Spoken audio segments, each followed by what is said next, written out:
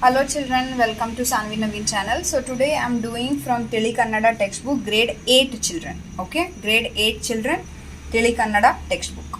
Okay, the poem name is Harida Hakkigalu. Harida Hakkigalu. Harida means flew away. Hakkigalu means the birds. Okay, Kaviya hesaru, poet name R.V. Bhandari. R.V. Bhandari. Okay, so let's start. Take out your textbook. Grade 8 children Tili Kannada textbook page number 33. Okay, so let's start. Harida Hakkigalu R.V. Bhandari. Okay, ಇಲ್ಲಿ ಉದ್ಯಾನದ ತುಂಬ ಗಿಡಗಳಿದ್ದವು.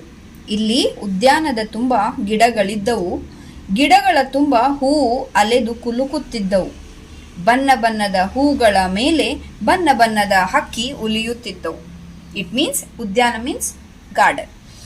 ತುಂಬಾ ಗಿಡಗಳಿದ್ದವು. In this garden there are full of flowers, full of trees. ಗಿಡ means trees, full of trees.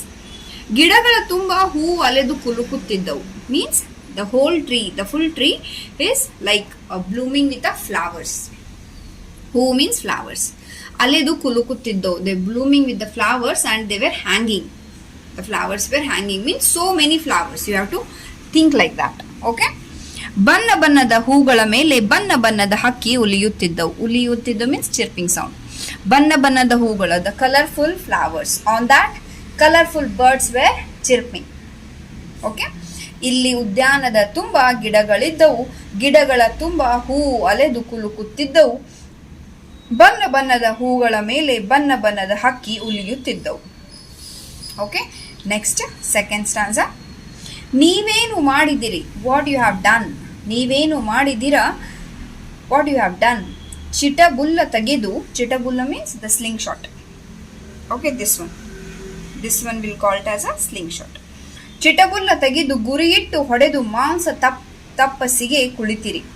What you have did, you have killed, you have slingshot, you have shoot that bird for that flesh of the bird.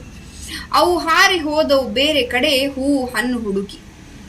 ಅವು and ಹಾರಿ ಹೋದವು, they flew away to another place, ಹೂ ಹಣ್ಣು ಹುಡುಕಿ, to search of flowers and fruits.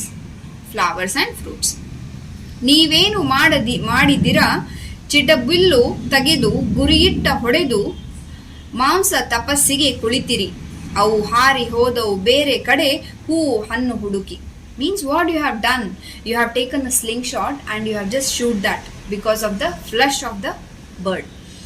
And they flew away to another place, to another side, to search of flower and fruit.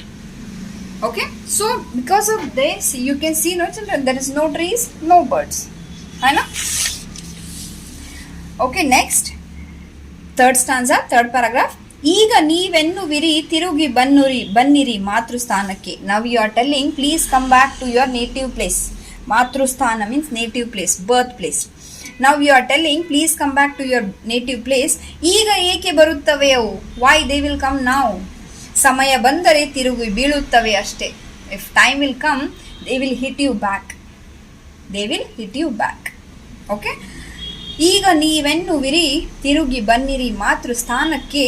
ಈಗ ಏಕೆ ಬರುತ್ತವೆ ಅವು, ಸಮಯ ಬಂದರೆ ತಿರುಗಿ ಬೀಳುತ್ತವೆ ಅಷ್ಟೇ. It's very nice children. Okay, so ಪದಗಳ ಅರ್ಥ: ಅಲೆದು ತೂಗಿ ಬಳುಕಿ ಹ್ಯಾಂಗಿಂಗ್, ಕುಲುಕು ಅಲುಗಾಡು ವಯ್ಯಾರ ಶೇಕಿಂಗ್, ಮೂವಿಂಗ್. ಮಾತೃಸ್ಥಾನ ಮೂಲ ನೆಲೆ, birth place or a native place. ಉಲಿ ಮಾತು, ಧ್ವನಿ, the sound, chirping sound, voice. ಚಿಟ ಬಿಲ್ಲು, ಹಕ್ಕಿಗೆ ಗುರಿಯಿಟ್ಟು ಕಲ್ಲು ಬೀರುವ ಸಾಧನ, ದ ಸ್ಲಿಂಗ್ ಶಾಟ್.